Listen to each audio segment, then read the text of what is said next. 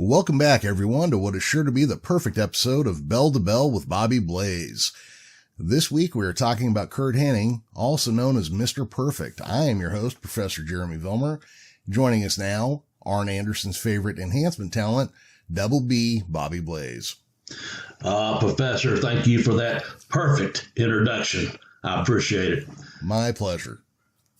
My pleasure. Bobby, real quick. Yes. How did you like the Dick Slater episode from last week? Let's see. So Dick Slater was 2 weeks ago, or Malenko? Which one? Oh wait, hold on here. You're right. It was Malenko. I was thinking about this picture somebody sent me of Dirty Dick Murdoch. Dirty Dick Murdoch. Yeah. Yeah. So, what did you think of last week's episode about Professor Boris Malenko? Okay, well, first of all, I like the shot of Dirty Dick Murdoch. I really enjoyed the Dick Slater episode. I had some feedback on that it was really good the way, you was asking some questions and I described some different things, the way he done things differently and back, and the Malenko one, I tell you what, man, I'm straight shoot with you. I really enjoyed it, and I want to apologize, though, for the dropouts for my internet or what have you. I thought it was an enjoyable podcast. It was a pleasure to get to do that. A lot of people said, you could just like they could hear my voice, the respect and love I had for the man. It was nice to go down that path again to kind of go back to my early, roots in wrestling and having met someone that, gave me such a good break in wrestling with the training. So other than the dropouts, I did enjoy it, and I hope you did as well. I did. So, I was thinking when I thought I was going to throw that one out and you were going to shoot it down automatically. So I was really happy that you wanted to do that episode. Yeah, and when I heard it, I almost was like, prior to hearing, I was almost like, oh man, maybe not put this one up. I was kind of nervous to listen to it, to be honest with you. Yeah. And again, I was not aware of the dropouts, and you told me several times I dropped out, and I'm not trying to just go on that part of it, but no, it was the right time. It was the right time to do it, and worked out really well, I think. I'm glad we did it. We may visit that road again. So I may have some more stories to share about them. I didn't get into a lot of funny stories that took place at the camp and stuff while I was training. It wasn't, we were serious and we were training, but it's also, a lot of friendships and the brotherhood of professional wrestling were experienced there as well. So, yeah. Hey, I did get one question on kind of a personal basis. Somebody asked me if I knew if you stayed in touch with Joe or Dean Malenko. I haven't spoken to Dean for several years.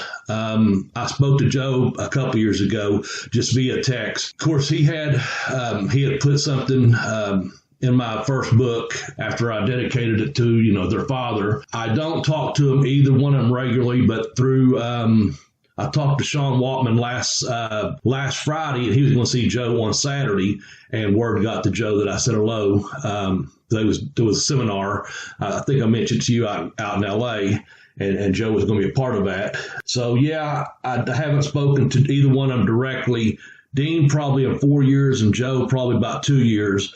Joe and I, we were talking pretty regular when I had Facebook. Mm-hmm. We spoke pretty regular then. But I haven't spoken to him for a couple years now because I'm not on Facebook. Anyway, so the answer would be not directly, but indirectly, I stay in touch with them. Also, my friend Willie, who's out in Texas right now, I spoke to him about back in October or so, and he had spoken to Joe also. So we kind of, just that little circle that, Now, Dean, I'm sure, is, from what I hear, is still very much involved on producing or directing or whatever in the back AEW. I wish him much continued success. Joe is doing, I think he's done a lot of stuff with cancer research. I know he's a pharmacist, and I know he still does some seminars, more so in the medical field than he does in the wrestling field. But apparently him and Bass Rutten done a seminar at Pancras, I think, is going to open an office if they haven't already done so in L.A.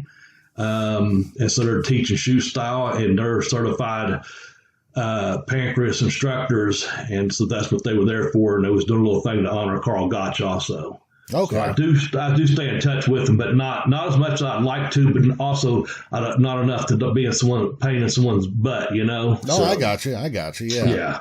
Yeah. All right. So let's, I had a couple things I wanted to talk about real quick before we get into talking about Curt Hennig. I've just been kind of halfway paying attention to some of these Hall of Fame inductees from the WWE. And I think this year they're doing 2020 and 2021 simultaneously, I think. I saw a list that came up together that caught my eye. I'm going to read some names to you right now, okay? Okay. Crippler Ray Stevens, Brickhouse Brown, Dr. Death Steve Williams, Baron Michelle Leone, and Gary Will Cut a Bitch Hart. Yeah, I heard some other legacy names as well, and from what I heard, and we'll talk about this list specifically in just a second.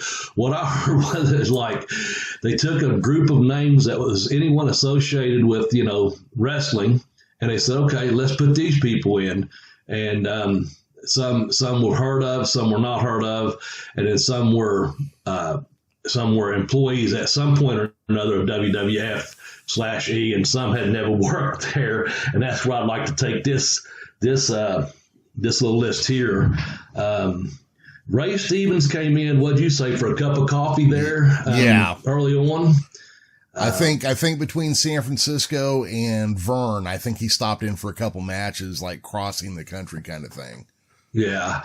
I know he did a little bit of an angle with, didn't he have something with, he might have wrestled Superfly Snuka, might have had a couple of matches, like you said, for a cup of coffee, and that was that. Yeah. And, Ray Stevens deserves to be in any Hall of Fame. We know that. Sure. Yeah. But it just kind of goes with what we're talking about with the way they do their Hall of Fame there this year. Then you got Brickhouse Brown. He was a Memphis guy. He worked in the Carolinas as well. I think he was in WWF for like just one of those guys that get another hot cup of coffee. Yeah. I don't even know. I saw a match in a big arena with him in it, and I think it was a WWE match or F match. But it really could have been taking something from Memphis from early on in his career. I really don't know. So I don't know how long he was there for, but I know he was known more so for being in the Memphis territory, the Carolinas, not so much up there. Right. He probably was there for a paycheck. Got his paycheck and maybe got a weekly deal, at some point, but wasn't on every week, Dr. Death, I think, Steve Williams, they brought him in, they was going to give him a big push, and they done that fucking goofy brawl for it all kind of thing, and brawl for all. From what I've read, it wasn't worked, but they was thinking, here's the man that's going to win it right here, and this will propel his career in the United States even more. Because he's already hugely established over in Japan. Mm-hmm. And, of course, you got two different kind of fighting styles versus just a legitimate tough guy fighting, but basically without gloves and being a hell of an All-American wrestler in Oklahoma. I mean, but he was completely out of his element. And I think he had a pulled hamstring. I'm not sure. He had a serious injury where he couldn't put weight on his leg. He couldn't use full. He was basically working off one leg, and of course he got knocked out, and that was come to death with Steve Williams in WWF. Yep. No pun intended. That just is that the way you see it? I mean, he was there, and then when that happened, that was it. That's the way I caught it. You take a talent like Steve Williams, and then you shit the bed with this stupid ass angle. First off, where people really can get hurt, which is fucking stupid. Yeah, and people did. Yeah, and then and then to turn around and was that Bart Gunn? Got his fucking Bart Gunn. Yeah, got his block knocked off by Butterbean. So it just made everybody look bad. Yeah, and I've heard Dan Severn take on that too, and he was just talking about the risk of injury, and I think he withdrew after his first win, if I'm not mistaken. And then, like you said, they set up. You got a professional boxer in Butterbean who was irregardless of what he looked like, a butter bean, he had some serious fucking knockout power, and he hit him. The winner there was what Bart done, and so he put him in a professional boxing match completely out of his element, even though he won some tough men contests using gloves, of course. But man, he got hit not once but twice, because I think he hit him right on the way down too, and just it looked like done some serious damage, you know. Yeah. But anyway, with the next one here, you told me you worked out in L.A. Yeah. Baron Michel Leon. Tell me a little bit about this gentleman, because I don't recall him being in WWF at all. Right. So this guy goes. I didn't recall the name, to be honest with you. I'm sorry. Yeah. No, this guy goes back in time a little bit to when the original World Championship was still being broken up, and, you know, there were champions here and champions there. Now I don't know much about the rest of his career, but I know he was champion in LA. So I believe that would have been WWA champion. And then he went on to face Lou Thesz, and after I think he was WWA champion for just shy of 2 years. And then he lost the title to Lou Thesz, where it was then folded into the NWA title. Gotcha. But Baron Michel Leon retired from wrestling as an independently very, very, very wealthy man, because back in those days, pro wrestling was the sport that paid the most. Yeah. And so he's one of those guys, you'll hear his name here and there. I'm sure he has a bigger career than I'm making it out to sound like, but he's world champion down in the LA market. He was a big fucking deal. And right on, man. And I'm thinking, wasn't that big a deal in New York? Yeah, I think you're right. Now, this next person, Gary Hart, like you said, he'll cut a bitch, and we know that. That's going to be our shirt. But we know for a fact, you know, he really had no interest in working up in the Northeast, as he put it. Right. He is making good money down in Georgia, then Florida, and then, of course, out in Texas is where he really, you know, become a mainstay out there and just basically made that his home territory. And we discussed that on the territories when we talked about how big Texas was, and then how big, you know, Gary Hart was, you know, during that time, with everything from managing to creative to booking, TV, keeping the guys in line. You know, I mean, he pretty much done it all, but I don't think... Did we mention that maybe they called and he wasn't even interested in going up there for a tryout? There was something about a Playboy. I know he's Playboy girl, but wasn't it something, some kind of a gay thing? And he just said, "I'm not interested in that." Something like that. I think I think the gay angle was like the first when he was still trying to be a wrestler, and I think that was like his first angle, and he. I don't know, what was the whole thing? Like he was Indiana or Chicago or wherever it was he started. Chicago and Indiana, out in that area. And Illinois and Indiana and Wisconsin, I think, is where he was, in Michigan. Yeah. Those areas, Midwest. Yeah, so I think that's where he did that, and then he worked his way south, and of course, like you were saying there, Texas was really where he really got a hold of the business, you know, got the book and everything. But he is a Hall of Famer. And it's good that they do these legacies, Hall of Fames, but I'm not sure who even benefits from that other than guys like us recognizing a name from the past that, you know, got into elected into the Hall of Fame.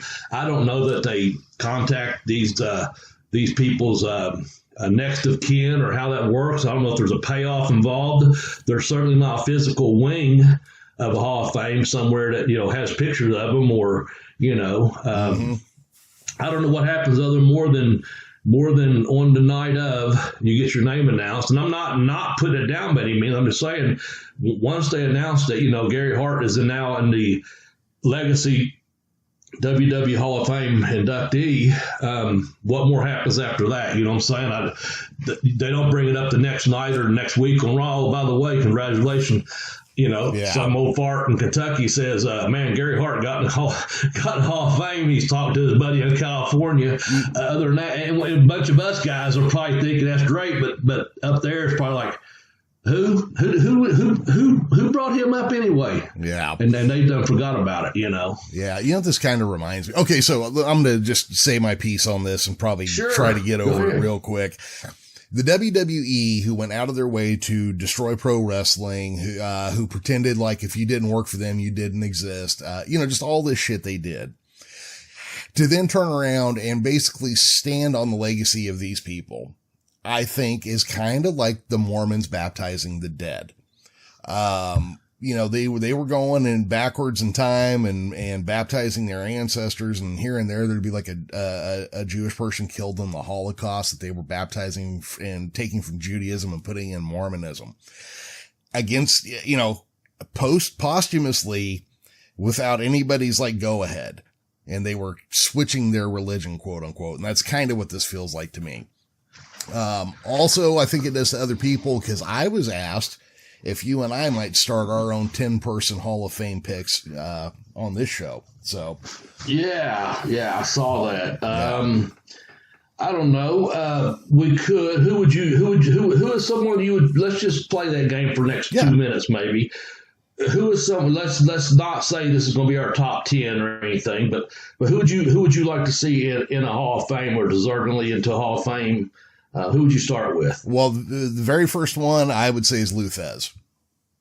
Okay, fair enough. The first one that comes to my mind, go to Sheik.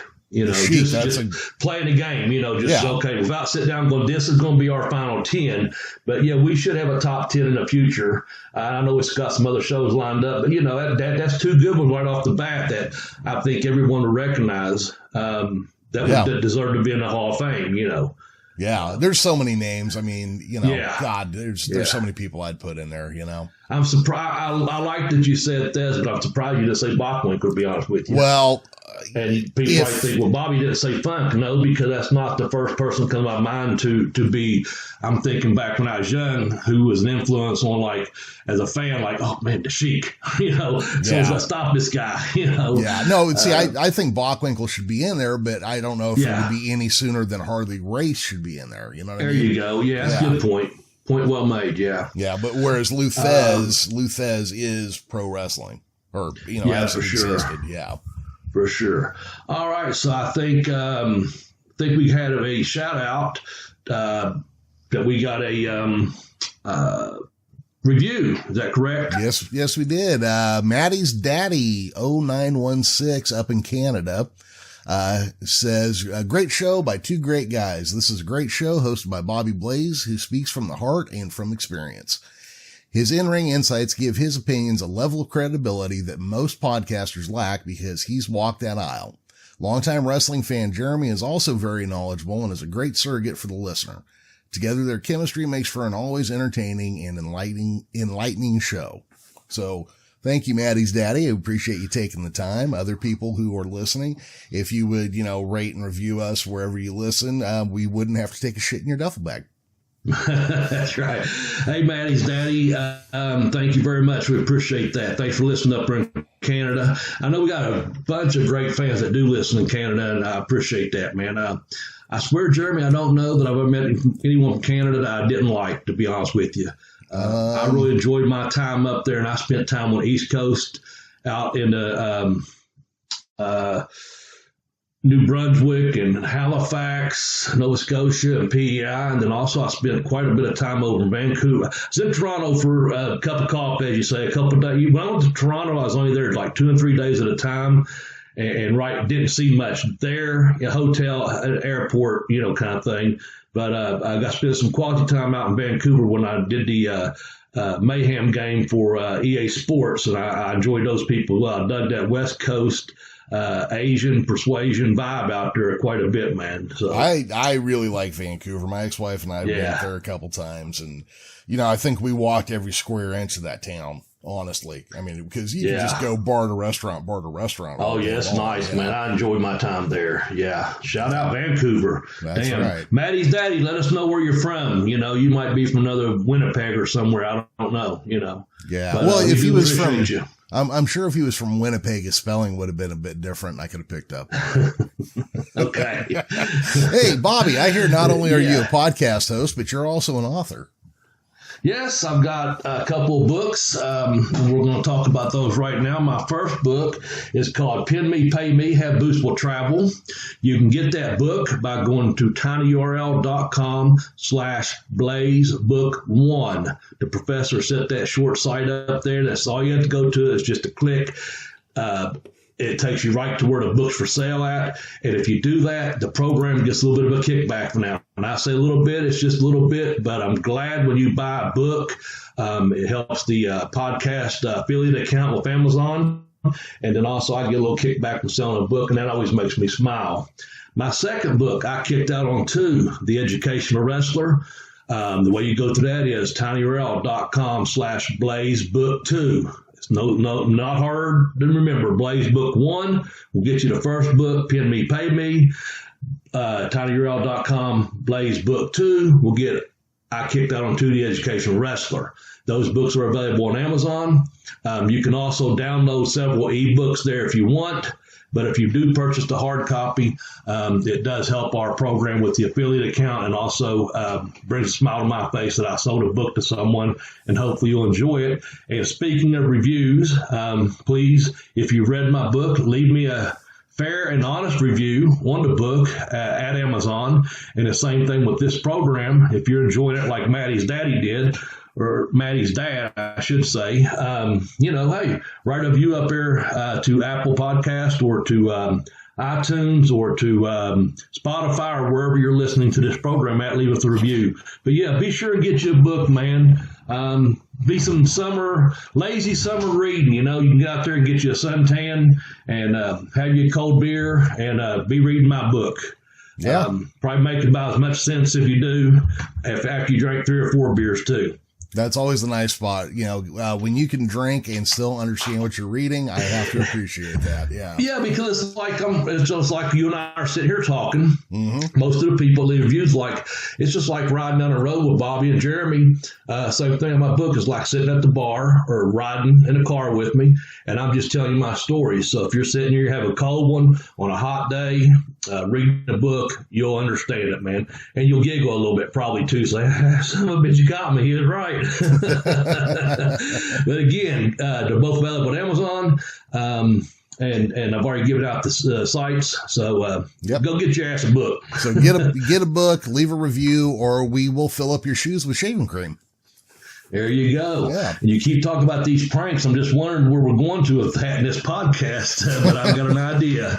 Well, you'll understand as we get there. All right. So we are going to talk about the one and only Curt Hennig, aka Mr. Perfect, which I think is going to be the title of this show, aka Mr. Perfect. So, Curt Hennig came out of Minnesota, and there was a long period of time there in the 80s and 90s in pro wrestling where everybody you saw on the screen came out of Robbinsdale, Minnesota, because the entire city became pro wrestlers. Yeah. Rick Rude, Tom Zank, Brady Boone, Nikita Koloff, John Nord, Road Warrior Hawk, Barry Darso. I know there's more. That was just the top list that I grabbed. I believe there was an entire graduating class that all joined a wrestling school on the same day. Yeah. Minnesota guys. That's when I done the Universal tapings for WCW. You'd go into a huge studio, down on Universal lot, and inside of that studio they had 3 or 4 trailers parked inside of them. It's just super huge if you've ever been to a recording studio. And of course, one part of it had a ring with about 300 seats, but it also had a large room for a dressing area. And you go in there, and everyone just separate or segregate themselves, man. You walk in, you see a group of Mexicans on one side. You go down about 20 or 30 feet, you see a group of Japanese guys all hanging out together. You go down another group, and there's all the guys that from Florida that work together. Then the Minnesota group was like a crowd in the corner. I mean, it seemed like out of the 150, 200 people there, it's like 50 of us in that corner, then you had different subdivisions, but the Minnesota ones always stood out down there, man. And again, everyone, we were not distinguished. There was no designated area that you had to go to, but whoever got there knew it's kind of like parking your car. This is where the Mexicans park. This is where everyone just went there. This is where the Minnesota boys park, And you go around and talk to everyone. There's a big building, hell, big as a, square city block, but we had all the Southern guys down in the far right-hand corner, was Nick Patrick and the Armstrongs and me and the Southern guys that would come through there, hang out in that area. It was pretty unique. But the Minnesota crew, man, they might as well have been a Minnesota wrecking crew because there was about 50 of them over there, like I said. Yeah. That's pretty funny. Well, and any one of them could cause a whole lot of damage. So That's the thing. It was kind of like, honestly, it's kind of like gangs is what it was. And like I said, but you could cross lines, there's no colors. You could cross the lines. It's just that once you had spoken to everyone or got established and saw the whiteboard as to who was going to be working who that day or whatever, everyone just went right back to their place, Clicks, Click, yep, exactly. Oh man, that's I just remember that as a kid, like everybody was from Robbinsdale, Minnesota. It's like, Flair's from there, or I don't know if he's Robbinsdale, but he's from Minnesota. Guy. And Animal, Rotary Animal's there, different class, but still. Minnesota guys. Yeah. I think they all started with Vern, right? Or the majority of them started with Vern. Pretty sure. And that's how, let's go ahead and mention this. Of course, Larry the Axe Henning. Yeah. That was Curt Henning's dad, Minnesota guy. And from what I read, he had when Curt showed an interest as a young boy, like 7, 8 years old, his dad showed some holds and some moves, and he was wanting to wrestle and wrestle. And he did wrestle some amateur, but once he got to junior high, he really started getting into football a lot more. Played football, but eventually, when he decided to become a professional wrestler, it was Vern that trained him. So get a world-class athlete and trainer and coach in Vern Gagne. Then you're going to damn near be perfect. Well, and you could definitely see the Gagne influence in his mat wrestling. Absolutely. I mean, he was, we'll get to that a little bit later in here, but let's go on to the next spot I wanted to talk about, that he literally was perfect at damn near everything he did. And the one I want to bring up is that he did those little vignettes before they brought him in. Yeah. And he literally threw himself a pass with a football. And I understand that was actually a true shot. That was something he actually did. Is that have you heard that as well? I've heard of that, and I've heard the basketball shot was the first take, and I heard the bowling was the first take. Now I can believe those things. That I can believe they can be worked. That you can throw it, cut away, come back, catch it. Okay. Yeah. But from what I heard, that's what you got. The same thing with basketball. Now, just one take. I'm sure they've done several outtakes of it to get the best one, but the very first one, he got that. The same thing to bowling. The one that got me, though, and I don't know how you would do it unless you're doing Rodney Dangerfield and Back to School, is when he went up on a diving board and did that fucking perfect dive. Here's a guy that's like 6'3", 230 pounds. Those divers and swimmers are a lot smaller than that, But here's this big guy. He done that perfect dive into that pool, man. It's just like, what couldn't the guy do, Yeah, so, the guy was literally like the ultimate sportsman. Now I think golf, maybe. The golf, you could probably finagle that around. They probably, I don't know how good a golfer he was, but I know he golfed from what I heard. They could probably finagle that around because you're not getting a hole in one every damn time out there. No. But the rest of them, I think, are pretty much shoots, man. I really do, from everything I've heard. You know what I always, so I'm going to just briefly step away from that for a second. I always thought that was amazing that the football and the basketball shot. But did you know for the fourth Alien movie, Sigourney Weaver shoots a basket with her back to the hoop, walking away, shoots it backwards over her head and hits it. And that was the first take. Is that right? Yeah. Man. I've seen people can do that. I don't get how you know where you're at well enough to do that. I just actually saw a girl doing it the other day on a video. I'm not sure who it was. I was paying attention to our regional basketball tournament was taking place around here. So I was actually state was this past week for the guys last week and girls this week. But a girl done it walking away. But that's pretty cool. Sigourney Weaver did it first take. Yeah. It can be done. It can be done, but it's pretty incredible. But yeah, so Curt Hennig was good at everything he did, and I think it showed. That's why he got to be so fucking arrogant, and that's why it worked so well, because it was coming from a real place. Yeah. He really was that good. One of the things I had noticed over the last probably 25 years is I've seen 2 or 3 guys that seem to be kind of using elements of his character. I mean, yeah, you mentioned that. Tell me about his legacy a little bit here. Yeah. One flat out, there was it Sean Stasiak? One on the top of my head. Okay. Who wrestled as Perfect Sean or Perfect Sean or something, but it was like he used the music and the whole bit, and he was like just taking the whole style. But like Dolph Ziggler for a little bit there seemed to be wrestling in a style, dressing in a style, and carrying himself in a style that seemed very much like Curt Hennig. I'm trying to think of some of the others, but there are guys who. I was thinking, we'll come up. Stan Stasiak will come up here in just a little bit. And we talk about something else with Bob and Curt. Dolph Ziggler, man. I'm telling you what, I've seen that guy perform live several times. He's an incredible performer, man. I'll tell you that he really is an incredible performer. He's very, very talented. You do see shades of perfect in him, that's for sure. I was going to say Bobby Roode a little bit was doing the Roode and perfect. I think he kind of combined a little bit. I saw shades of Rick Rude in him perfect in him as well, even though it was more of a Rick Rude. He done some things to it look a little bit like Mr. Perfect, I thought. Yeah, I can see around. That. Yeah, that was just one that come to my mind. Him and Dolph Ziggler, those were 2. I wasn't sure who the other one.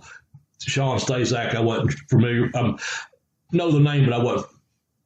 I just drank of water there. Sorry about this. That's okay. Do I need to call an ambulance? Are you drowning? No, it was just like, what the hell? Anyway, so you got number 7 here. He and Bobby Heenan made the perfect team. I have to agree, man.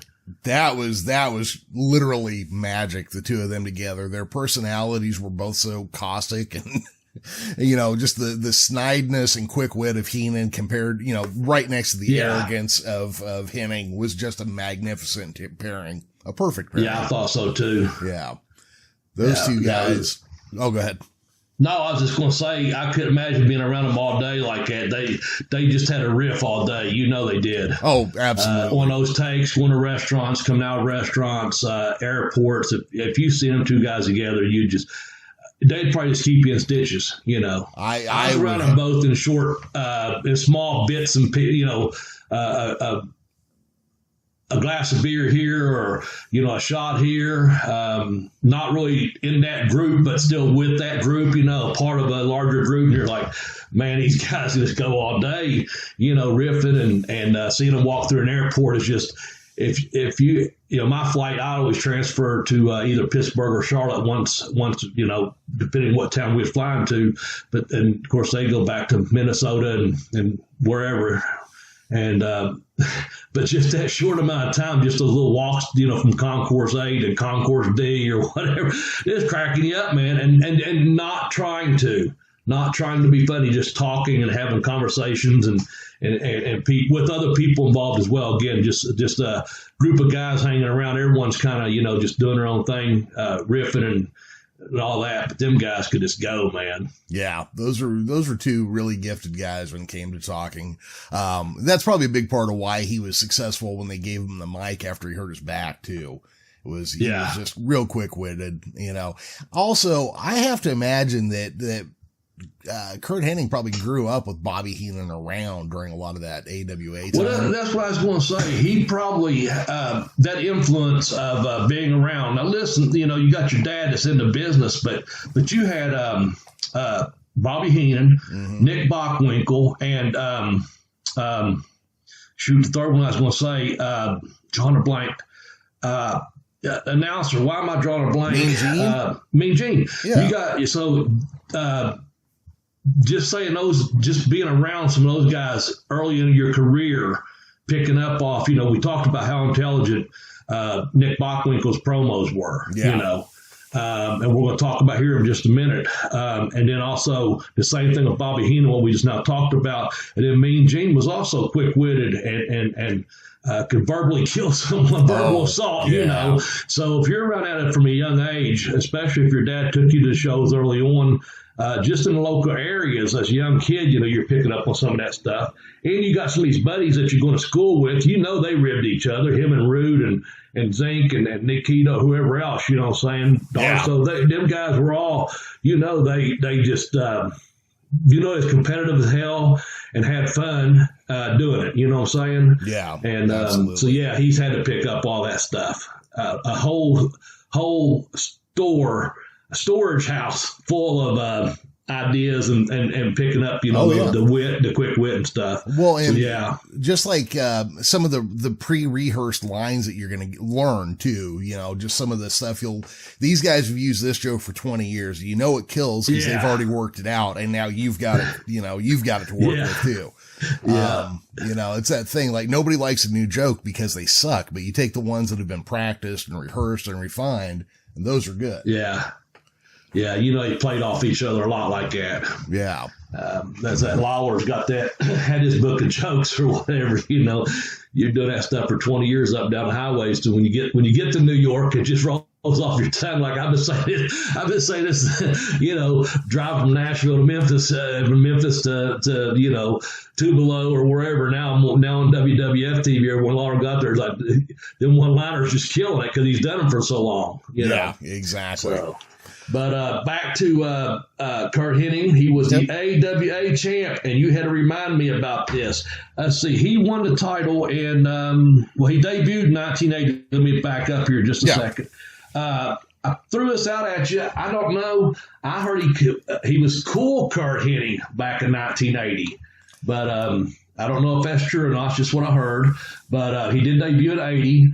And in 1987 is when he beat Nick Bockwinkel. So tell me a little bit about that match, Jeremy. Well, I'm gonna talk about two matches. You mentioned it before, I'm gonna talk about two matches here because I remember one of them. I don't know what night it was filmed, but I remember New Year's Eve at my cousin's house, and we watched an hour-long Broadway between him and Bockwinkel. Yeah, and it went. I mean, these guys. If you watch it now, it's a little slow. But these guys put on, you were seeing moves that nobody did anymore. Indian deathlocks and shit. You were just seeing stuff you had never seen, but they went to a draw that night. So I watched that about 3 or 4 years ago. One of my friends, Frank Shanley from New Zealand, was in, and when he'd come over, he lives in the greater Louisville area now. When he'd come down for a couple of days, we'd always take in a show, and then we'd just say, who's going to watch for the next, 8 hours, and we watched all Bockwinkel matches. Okay. And we ended up watching that match. We watched the hour Broadway with Henning. So it's been a couple of years back, like I said. Today people made things a little bit slow, but it's when they put in everything. Like you said, they're out there just working and working. It's well worth going back and looking at. I probably need to look at it again myself, actually. Yeah. They leave it all in the ring. And you got to keep in mind, Bockwinkel was 51. Yeah, I think 50 or 51. Yeah, he's in great shape, don't get me wrong, but he was starting to slow down some, he was looking at buying the Houston territory at this point in retiring, Yeah. But so what happens after that is they start working the program. And now Bockwinkel and Henning were both faces at this period. Okay. Which is weird because they were both such great heels, and then to have them as Henning had always been a face up to this point. Yeah. But Bockwinkel had always been a heel basically until this point. But so is they're working this angle. Now, Bobby, I don't know if you're superstitious, but there's an old legend about wrestling venues that if you chant the name Larry Z 5 times into a mirror in a dark bathroom, he'll show up and hand you a roll of dimes. Oh man, I used to be very superstitious, not so much anymore. I've been in several venues. I've looked in the mirror several times in those venues, but the thing I didn't do was I never once said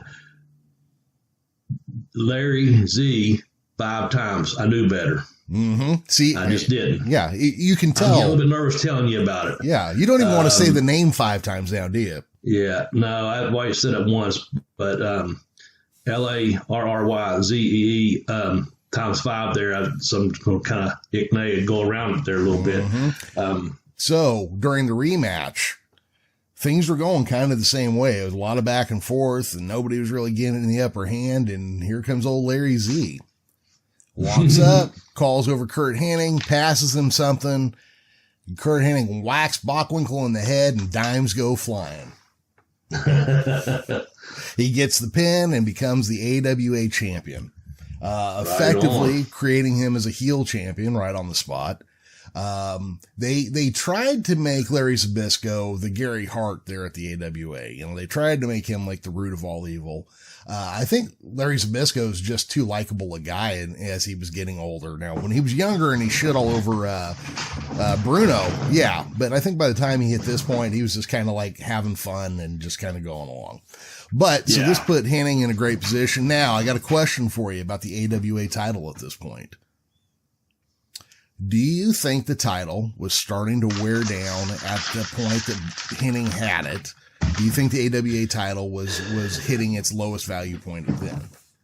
I think it was at the very tip top of tilting over to the downside from there. Because, you know, this is 87. He holds on to it for a little bit over a year to 88 when Lawler gets it. So, yeah, I think they've went over the top with it. It has lost some of its prestige at that particular time. Because it had been such a big territory and such a big title for all those years with Vern and Nick and the people in between. But I think at this point, you know, you're getting to the other side of 85, you know, 87 here. So it's kind of, it's lost some value, I think. I think it's still valuable, but it's lost a little bit of prestige it had. Yeah, I would say for me, Curt Hennig was the last true AWA champion.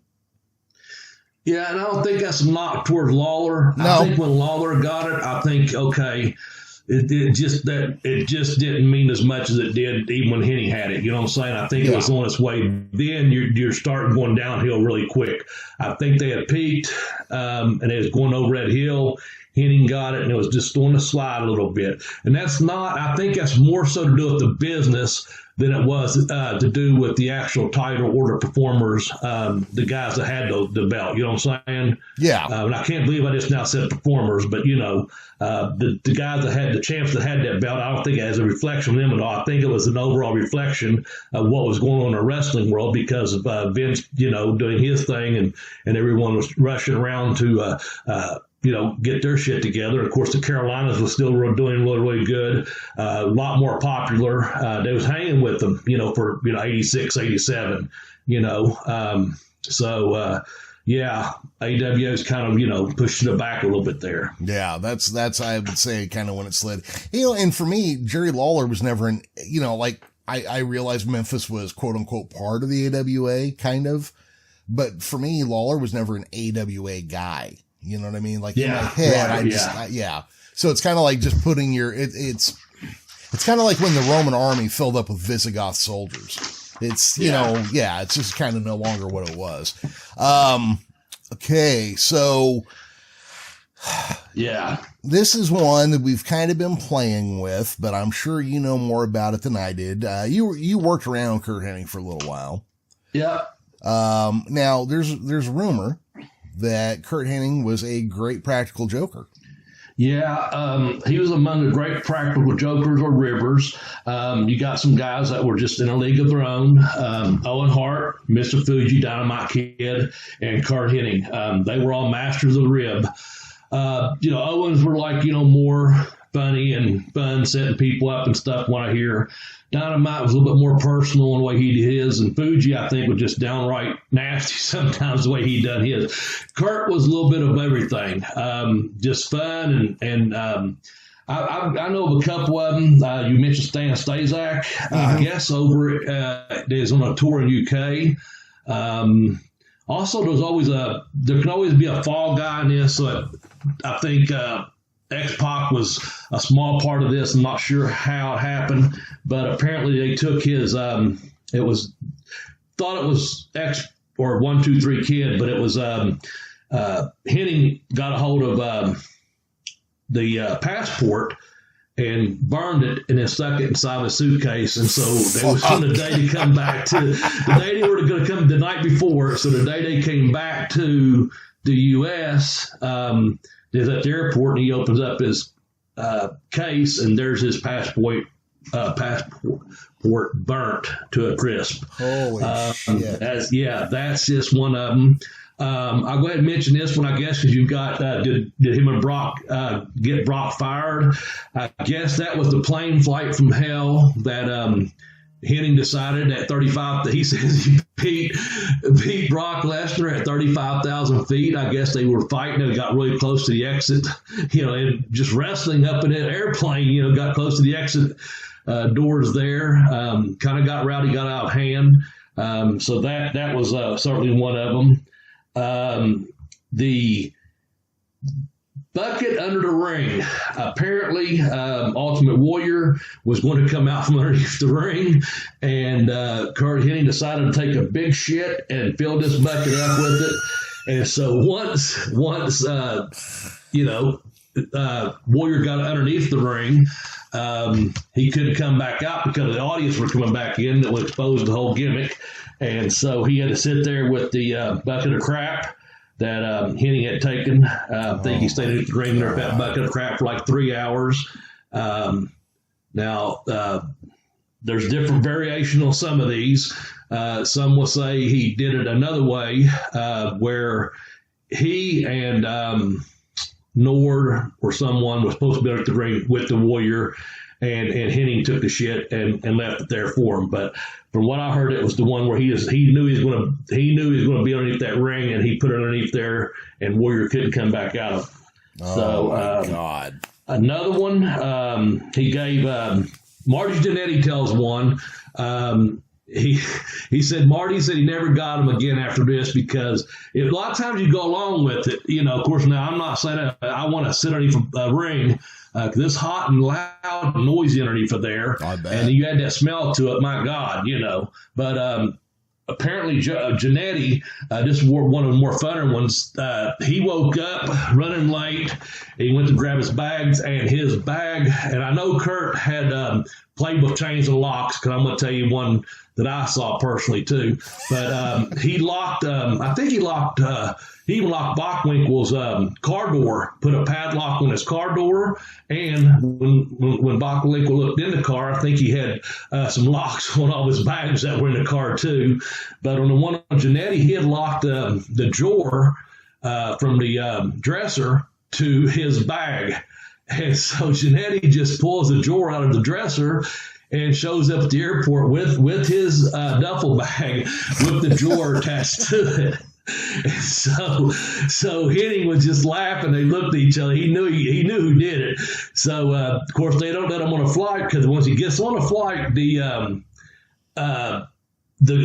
overhead is not big enough to hold the bag and the drawer from the hotel. Yeah. So he comes back off the flight, and of course they get someone in the airport to. They missed that flight to catch the next one, but someone from security, I guess, come in and brought the lock and ended up cutting the lock off the drawer. So Hennig the way Jannetty says, he said he never messed with him again, because he just thought it so funny that he was just as goofy enough to go with it.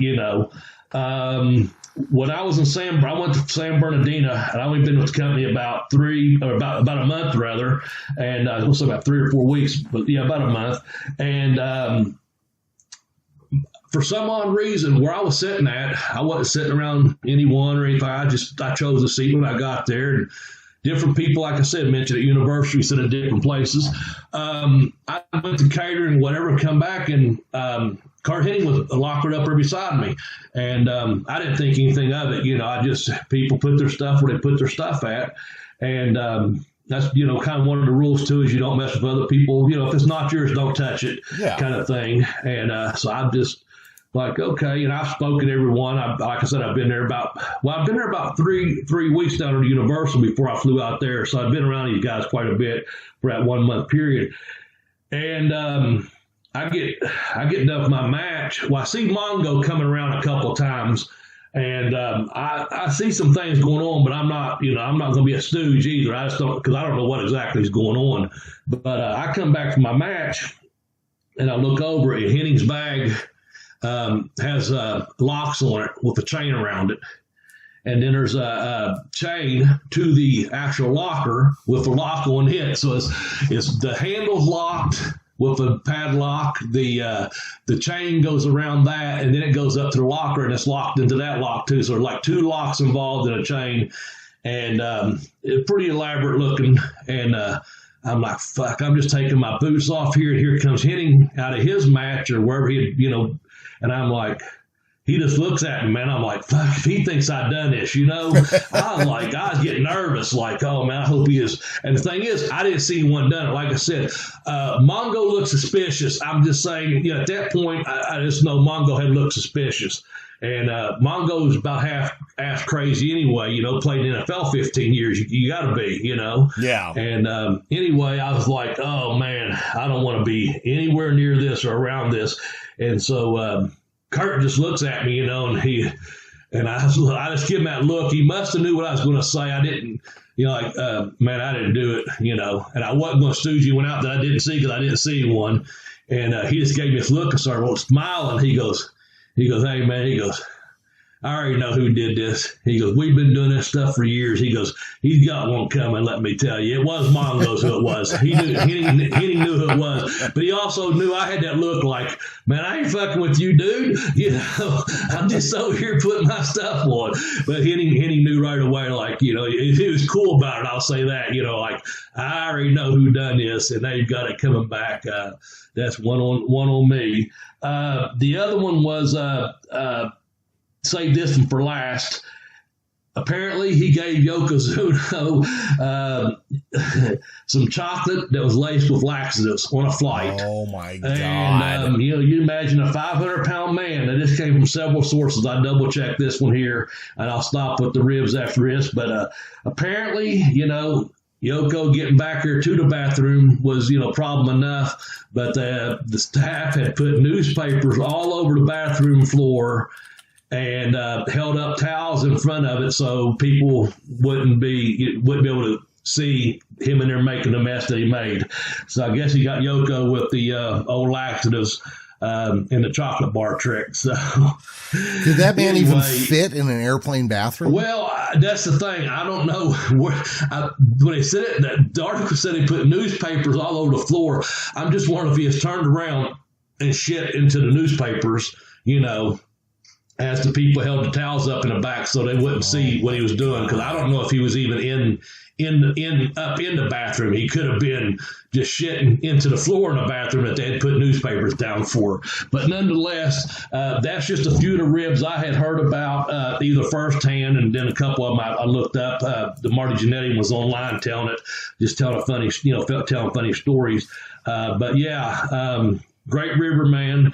Like I said, that now you ask, I'm not sure. I guess did Brock get fired for that fight up in the plane trip from hell or not? I think Curt got fired for it. Curt got fired. Okay, yeah. Wasn't sure. Yeah, I think he was in a drunken state and challenged Brock, or had been messing with Brock, and Brock had enough, and they just got up there and kind of amateur style and started getting into a fight. Yeah, I kind of get the feeling Curt Hennig wasn't afraid of anybody. Now, you know what, dude, here's one thing, I doubt it. I'll tell you that much right now. I doubt it. Yeah. And if you saw him, Curt Hennig was one of these guys, until you saw him in person, you don't realize how big he is and he was actually, he was built just about damn near perfect. I'm telling you, he was about 6'3", 6'4". good thick neck, good look to him.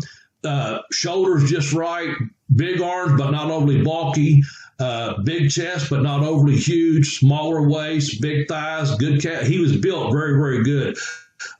He was built like a fucking athlete. I'm telling you, he was built like an athlete. Yeah, should be he built. Absolutely was. Not a lot of excess body fat, but just enough that okay. You can see the definition of his muscles, but not down to that 4 or 5% bodybuilding type. That's spooky, scary that away. That you can rip a vein out or something, but just enough to show you. So his look in itself was as a big, strong guy, you wouldn't want to fuck with him either. Yeah. So as a fan who obviously I never met the man, whatever. You see him on TV. He always looked like a smaller guy on TV, especially once he hit the WWF, because that was the land of fucking 300-pounders, blah, blah, blah. One thing you got to understand real quick is every one of my dad's stories involves a bar or a casino or a cowboy of some kind. So, my dad played dice and gambled a lot and blah, blah, blah. Now, I don't remember if it was him or a friend of his or who, but somebody either was at a table or walked by a table where Curt Hennig was playing something. And he said, you'll never fucking believe it. He goes, but this guy, front to back, his chest to his back, is like a fucking Cadillac. You have no idea how fucking big this guy is until you see him in person. Yeah, you just don't. Yeah. You really don't. That's, when you were saying that, I was thinking of that story because the guy was just like, or my dad or whoever it was, I remember he was like, his shoulders were this wide. And it was like that guy about the fish that got away, holding his hands out. No, I was surprised when I first saw him in person. I was like, holy shit, he's big, man. Yeah. Because on TV, again, I didn't ever think he was really that big. Where I've seen big guys on TV and I've seen big guys in person and vice versa, and I was like, man, he's way bigger than what people think. So, for sure.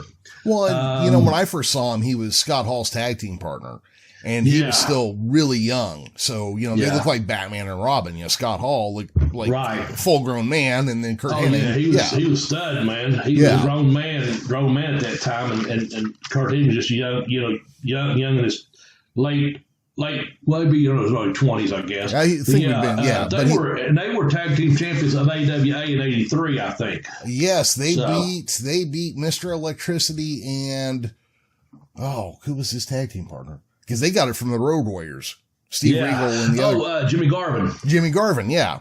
Yeah. So that's who they got it from. Yeah. So okay, let's go on to this next piece here. You were in a tag match. Okay, I got two questions for you going into this, okay? Okay. You were in a tag match with Perfect and Bobby Duncombe Jr., okay? Of course, Bobby Duncombe Sr. was part of the original Heenan family. Okay. So was Nick Bockwinkel. Nick Bockwinkel lost the AWA title to Curt Hennig, so you had a whole bunch of old school connections in that match. Who was your tag team partner? Okay. Someone pointed this out to me when I mentioned it before. I think it was Lanny Lane. I could be wrong on that. There was three guys.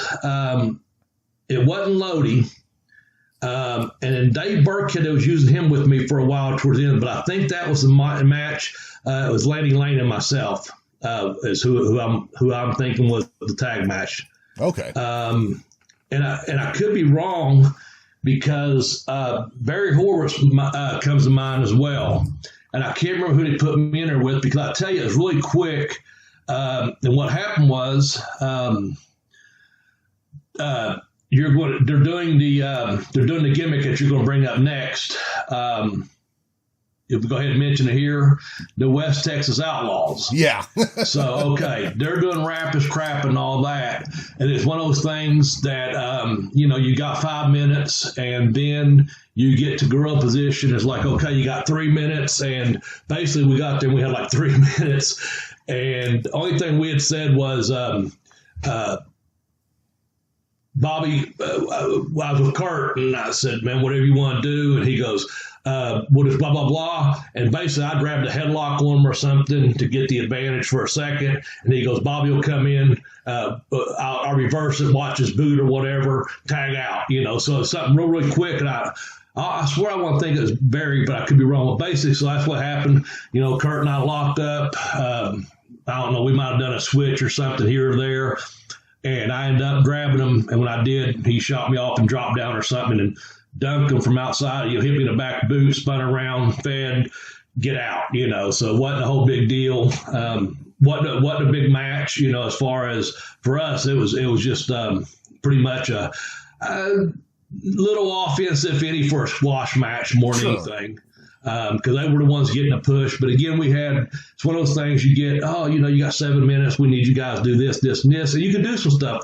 You got 5 minutes. And then when you get up there, give us 3, and okay, this is what you can do in 3 minutes.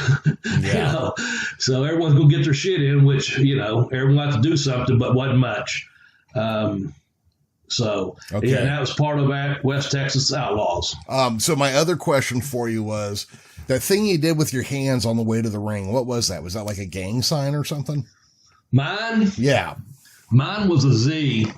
That was just a bzz, Blaze. Okay. And what happened was I was up in Canada and they said, do something with your hands. Always be moving, come to the ring, give them something.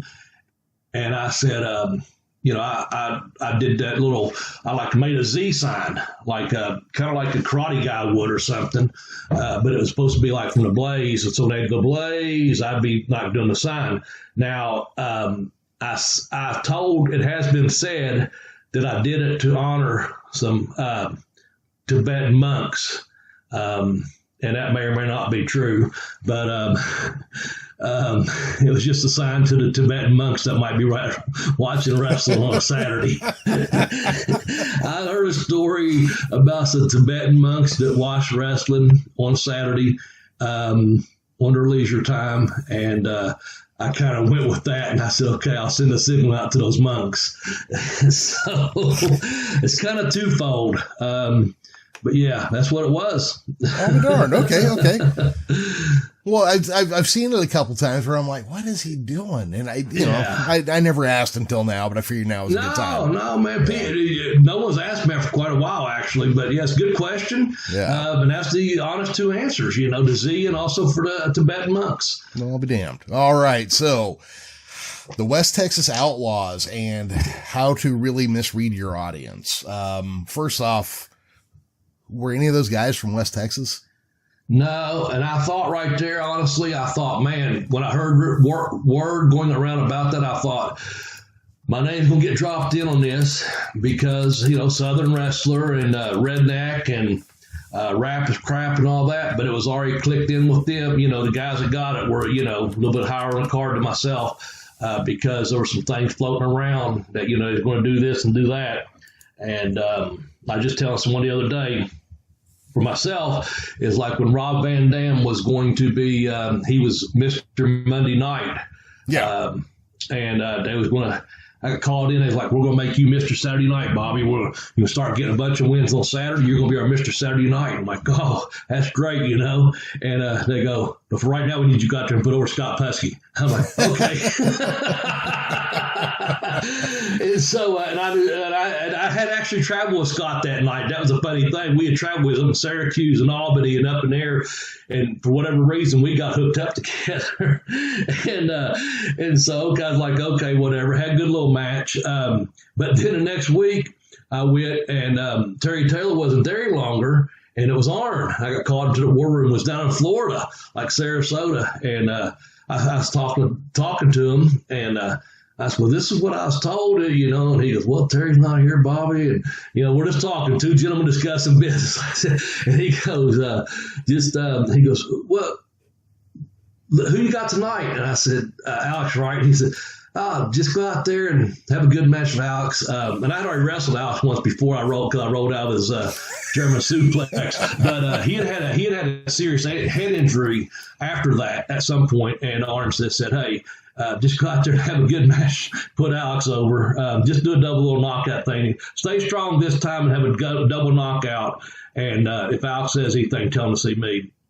And when I went to see Alex, he was like, in his German accent, but hey, like Bobby, had a head injury. Double. Did you get the double knockout? I'm like, yeah. We'll just do something, bump in each other, and you pin me. Like, yeah. So the second time was a lot easier, a lot more fun. But again, there with Mr. Saturday Night. So yeah, that was last week. Yes, I just kind of wanted to hit this one real quick because I thought this was kind of funny that the group is supposed to be called the West Texas Outlaws. And of course, there was a band and that was a whole movement in country music. Mm-hmm. West Texas Redneck was supposed to be a put down that was used against them, but WCW forgot they were a Southern wrestling company and a lot of their audience still weren't, urban hip hop fans. Yeah. Matt was a Master P come in from New Orleans and that group and stuff, and they had the big guy 4x4, a couple other big guys, big strong guys that was his bodybuilders and had wrestled, I guess, but the people weren't buying the rap. You know what I'm saying? They weren't buying it.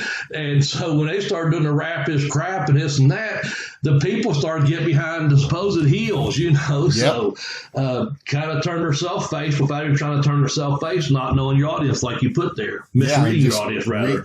Read your audience, know the room, Yeah. That's important for everybody, not just wrestlers. It's important in sales and everything else. But I just wanted to hit that because I thought that was kind of funny. First off, I don't look at Curt Hennig and think cowboy. Yeah. Okay. So my grandson tells me the other day he wants to be a cowboy, right? Mm-hmm. And I say, hey, my dad was a cowboy. And he goes, well, what happened to your dad? I go, well, he died. And he goes, well, who shot him? That's first off, that's a gunfighter, not a cowboy. Yeah. And it turns out his liver shot him. So, Yeah. Or his liver shot. Yeah. One of the two. But yeah, I just thought that was funny. You don't look at Curt Hennig and think cowboy. You look at Jerry Seinfeld and think more cowboy than you do Curt Hennig, Yeah, you must see the episode of him running the cowboy boots the other day. Oh man. So I came across this statement or sentiment in a few places.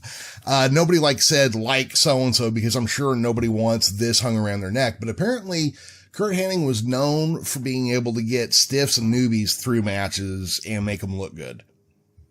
I can see that, because he was very, very talented. And I can see him, his gimmick, making himself look so good, he could make them look good. And, that's the thing. You got someone in there that doesn't know a whole lot. And here's 4 things that Henning done really, really well that I wrote down here that he done in just about every match, not necessarily every time in every match, but a variation. He had a great drop kick. He could do it standing. And so, you just got a guy, you just tell him, when I shoot you off the ropes, I'm going to give you a drop kick, The guy doesn't have to know very much other than, how to hit the rope and then get kicked. Yeah.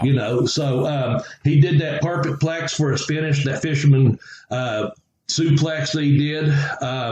Again, it's just getting down on the guy wrestling, locking behind his head and underneath his underhooking his leg, going over that perfect bridge and pinning him.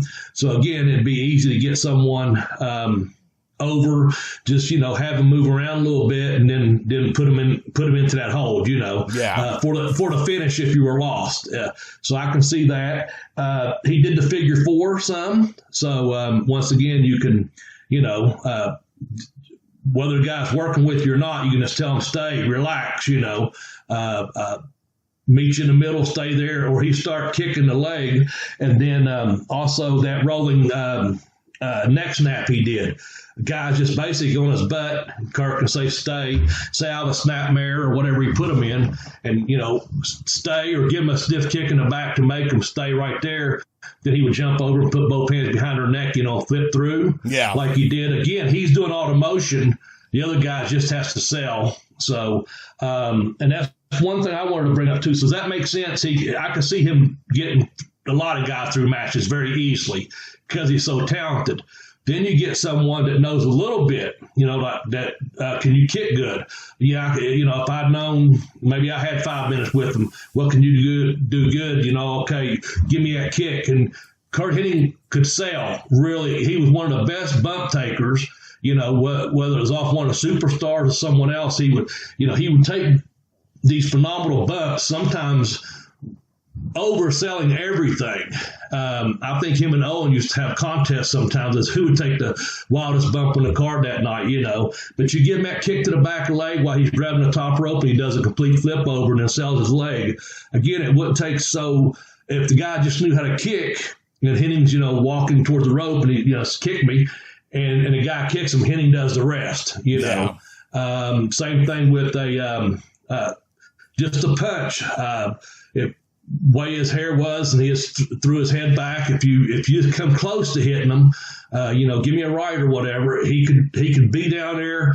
He could judge it himself how far or how close you'd let the guy get to him. I would imagine if it's a guy that's a stiff or a rookie, as you're saying, or he would judge that himself. You know what I'm saying? Like, I know how close to get to this guy. I'm going to sell it after I get punched. So, yeah, I can see that. That's just being professional. And I think he probably had unlimited talent and unlimited resources to work with from those early AWA days, to learn to get over. And same thing with the ribs, being around the business. Same thing with speaking when he went behind the mic and all these things.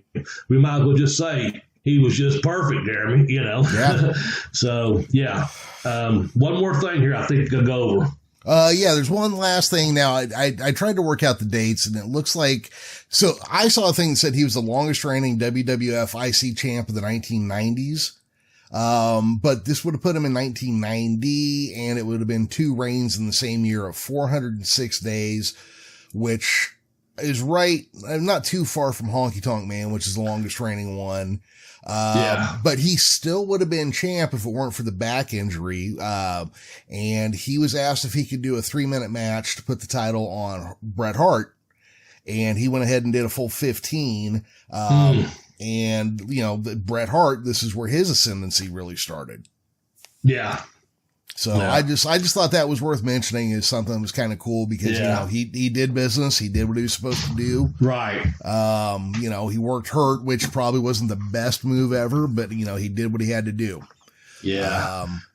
But he was, what can you say about Curt Hennig besides completely professional? Yeah. The only little tidbit I had to tell you, before we close that out was I mentioned off the air, apparently the on his first reign, the IC belt that he's holding in the picture, and fact check this for me, please, folks. I had it on my phone. I didn't blow it up big enough.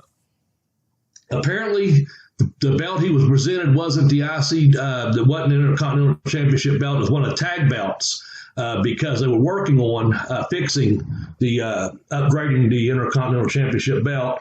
And apparently Henning's holding it, and he's holding it upside down near his waist. I know the picture out there. So anyone finds that, apparently when he first won that title, the first couple times he was on TV with it, it was a tag team belt, and he carried it upside down. So it wouldn't be as noticeable. I'm going to have to check that out. I never caught that. Yeah, me too. I was on my phone. I looked at the picture and I blew it up and I couldn't get it to get big enough to see if the belt was upside down, if it said tag or what it said, and the way his hand was. So I'm back online now, obviously, so I'm going to take a look at that too. Yeah. So I know we're getting ready to wind down here, but I know we also got a couple programs lined up in the future. So yeah. Well, next week we are going to have on Brendan Martin, who is Christine Jarrett's, from Memphis, grandson and biographer, author of the book Teeny. We're going to have him on next week. I'm really looking forward to that. That should be a fun Okay. episode. Yeah, I met him at WrestleCade a few years back. Very nice gentleman. I assume that you have spoken to him already. Just by email, real quick. I knew what you meant. Yeah. So has he been confirmed then for next week? Yeah. We just need to nail down how we're doing it, and that's it. Okay, good. Because I've read the first chapter. You and I agreed to download the book, help him out in sales, and also know what the hell we're talking about here. Mm-hmm. But I'm looking forward to having Brennan on the show next week. That sounds good. If not, we'll replace it and get him on another week. But that is something we are working on. Yep. We're also working on another author, possibly in the future. And then we're looking at maybe someone from another podcast coming on in the future too. That's just on down the line to let you know what's going on. We're going to have a top 10 coming up. Trying to think of who it was. I'm drawing a blank, but we'll go back to a top 10 format on one. I know we had someone in mind, but I forgot who it was, Jeremy. Oh, God. So, you know what? It's on our list, I'm sure. Yeah, it's on our list. We had our list yet. We was going to do top 10. But anyway, with that said, I'm going to log off here. I want everyone to have a good week. Hope you've enjoyed the podcast.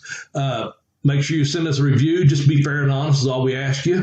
And thanks for tuning in, man. And Professor, I hope I didn't break up too much this week. I didn't sound like you fell off any at all on your end. So if it fell off any, that's on me. But folks, take care of each other out there. Take care of yourself. And, spring is upon us, man. So just take care of yourself out there and get out and enjoy some weather. Enjoy the weather. Cold beer and a book. Yeah, absolutely. I get my second vaccine tomorrow. So, I'm about a week away, I think. Yeah. So what's today? I'm sometime. I might be late this week, early next week. Yeah, I was gonna say it goes good for you. Yeah, you got yours right after mine, so I knew yours. Yeah, I got mine on the 17th of last month. So yeah. Right on. Okay, so hopefully we're on the tail end of this fucking thing now. Yeah, I hope so. Yeah. Well, with that being said, everybody, thank you for listening this week. Please, if you got anything to say about Curt Hennig or any other topic, get a hold of us on Twitter. That's at BobbyBlaze744, at The Geekish Cast, and you can hit our joint account at Bell to Bell Blaze. For the late Tex Johnson, myself, Professor Jeremy Vilmur, and Arn Anderson's favorite enhancement talent, Double B Bobby Blaze. Bye-bye, everybody.